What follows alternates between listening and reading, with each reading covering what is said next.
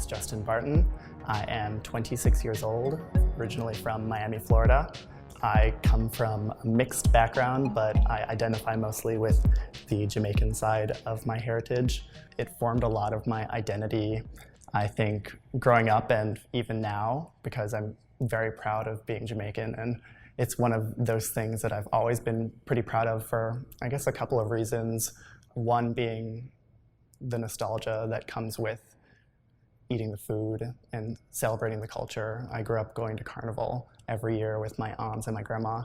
And then there's the flip side of that appreciation, which is being exposed to a lot of the objectification and hatred that can come towards the other parts and the other aspects of how I identify.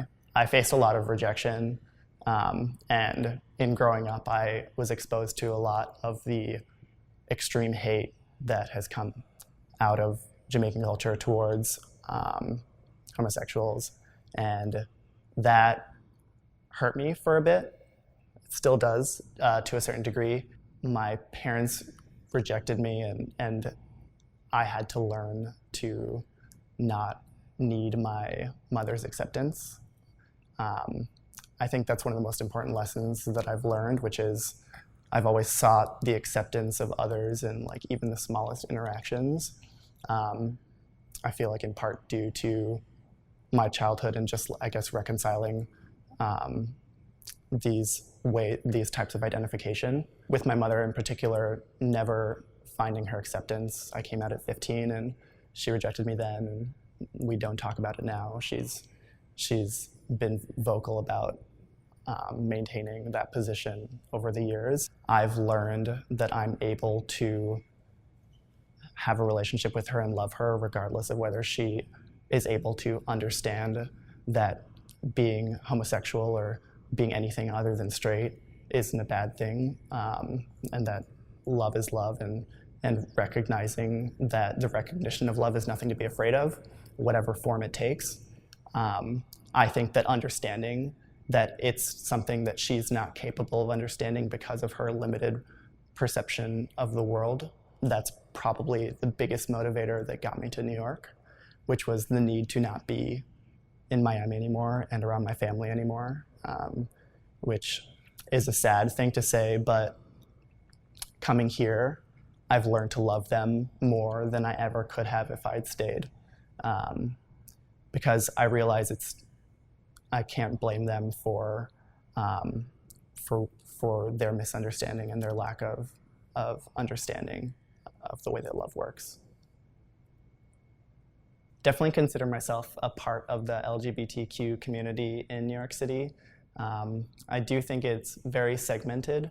I predominantly have friends of color that are in the LGBTQ community, and to me, that's one of the most prevalent things that we experience being an LGBTQ person of color, is that additional racism. It's still objectification, where somebody is classifying you based on predisposed associations to their first impression of somebody like you. People's inability to recognize what I am in terms of ethnicity is a very interesting thing to deal with, because a lot of people don't realize that I'm one thing or another, and I've come to realize in that sense that people make you what they want, and when I interact with white people, I can notice that they're uncomfortable around me if they're uncomfortable around any people of color, and I can recognize that around people of color, sometimes they just lump me into being white, because it's easy. When you don't see people as people, I recognize that in the intersection that I am, it's easy for all races to categorize me as the other race. And so I don't really feel like I have a home anywhere. And typically when people ask me where I'm from, and I say my family is Jamaican and that's the culture that I identify with, they're like, but you're not Black.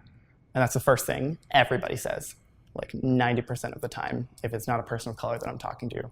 And even sometimes they say, but you're not Black. And to me, I guess it was aggravating at one point, just having to hear that all the time and having to feeling like I was justifying my identity. Whereas now it's just kind of like an education point, which is that Jamaica is full of many different races because of its history. It used to make me very uncomfortable. People not understanding where I am, because I'm a mix of Black, white, Native American. I don't cling to any one racial identity, and that makes me, I feel, very aware of others' racial identities and how you cling to that and how you're objectified because of it.